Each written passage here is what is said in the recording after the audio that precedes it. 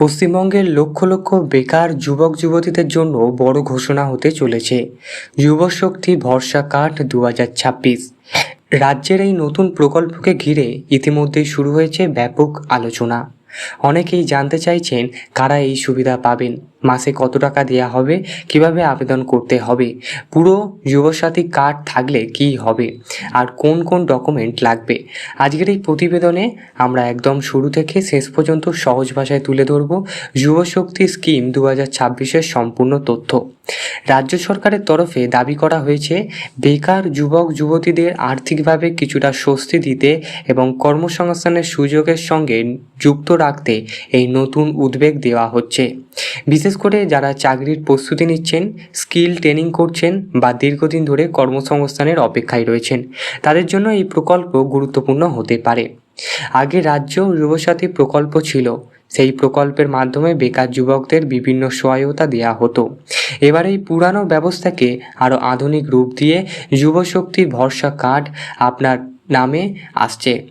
অনেকের মতে এটি শুধুমাত্র একটি কার্ড নয়, বরং ভবিষ্যতে বিভিন্ন সরকারি সুবিধা, স্কিল ট্রেনিং, চাকরির আপডেট এবং ডিবিটি পেমেন্টের সঙ্গে যুক্ত একটি ইউনিফাইড সিস্টেম হতে পারে। সবথেকে বড় প্রশ্ন, কত টাকা পাওয়া যাবে? বর্তমানে যেটা নিয়ে সবথেকে বেশি আলোচনা হচ্ছে সেটি হচ্ছে মাসিক 3,000 টাকায় ডিবিটি পেমেন্ট, অর্থাৎ যোগ্য আবেদনকারীর ব্যাংক অ্যাকাউন্টে সরাসরি টাকা পাঠানো হতে পারে ডাইরেক্ট বেনিফিশিয়ারি ট্রান্সফার বা ডিবিটির মাধ্যমে। যদিও সরকারিভাবে চূড়ান্ত বিজ্ঞপ্তি প্রকাশ না হওয়া পর্যন্ত নির্দিষ্ট নিয়ম পরিবর্তন হতে পারে, তবে সম্ভাব্য কাঠামো অনুযায়ী প্রতি মাসে 3,000 টাকা আর্থিক সহায়তা দেওয়ার পরিকল্পনা নিয়ে জোরদার আলোচনা চলছে, বা 3,000 টাকা বেশিও পেতে পারেন। এবার আসা যাক এলিজিবিলিটি ক্রাইটেরিয়া কী কী আছে। যারা আবেদন করতে চান তাদের বিভিন্ন গুরুত্বপূর্ণ শর্ত পূরণ করতে হতে পারে। সম্ভাব্য যোগ্য তালিকায় যা জানা যাচ্ছে, প্রথমত আবেদনকারীকে পশ্চিমবঙ্গের স্থায়ী বাসিন্দার হতে হবে, অর্থাৎ আধার কার্ড, রেশন কার্ড বা অন্যান্য সরকারি নথিতে ওয়েস্ট বেঙ্গল অ্যাড্রেস থাকতে হবে। দ্বিতীয়ত আবেদনকারীর বয়স সাধারণত 21 থেকে 40 বছরের মধ্যে হতে হবে। এর কম বা বেশি বয়স হলে আবেদন গ্রহণ হতে পারবে না। তৃতীয়ত ন্যূনতম শিক্ষাগত যোগ্যতা হিসেবে মাধ্যমিক পাস হওয়া হতে হবে, তবে হাই সেকেন্ডারি, গ্র্যাজুয়েট বা অন্যান্য ডিগ্রিধারীরাও আবেদন করতে পারবেন। চতুর্থ গুরুত্বপূর্ণ বিষয় হচ্ছে এমপ্লয়মেন্ট স্ট্যাটাস।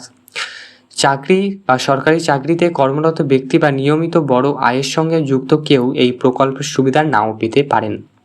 মূলত বেকার ও কর্মসংস্থান খোঁজায় থাকা যুবকদের জন্য এই প্রকল্প পরিকল্পনা। এখন প্রশ্ন হচ্ছে, কারা এই প্রকল্পের সুবিধা পাবেন?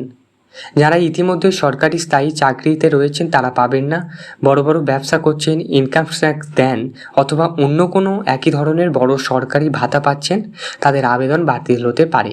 এছাড়াও ভুয়ো নথি দিয়ে ভবিষ্যতে আইনগত সমস্যাও হতে পারে, তাই আবেদন করার সময় সঠিক তথ্য দেওয়া অত্যন্ত জরুরি। এবার জেনে নেওয়া যাক রিকোয়ারমেন্ট ডকুমেন্ট সম্পর্কে। কী কী ডকুমেন্ট লাগবে?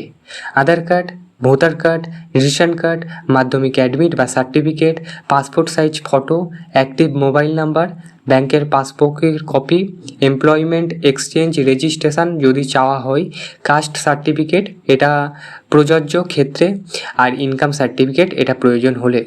বিশেষজ্ঞদের মতে আবেদন শুরু হওয়ার আগেই এই সমস্ত ডকুমেন্ট আপডেট রাখা উচিত। বিশেষ করে আধার কার্ডের সঙ্গে মোবাইল নাম্বার এবং ব্যাংক অ্যাকাউন্টে আছে সেটা চেক করতে হবে, কারণ ডিবিটি পেমেন্টের মাধ্যমে আধার কার্ডের সেন্ডিং হতে পারে। তাই জন্য ডিবিটির ক্ষেত্রে অবশ্য আপনারা চেক করে নেবেন, অবশ্যই আপনাদের ব্যাংকের সাথে আধার কার্ড সঙ্গে মিল আছে কিনা।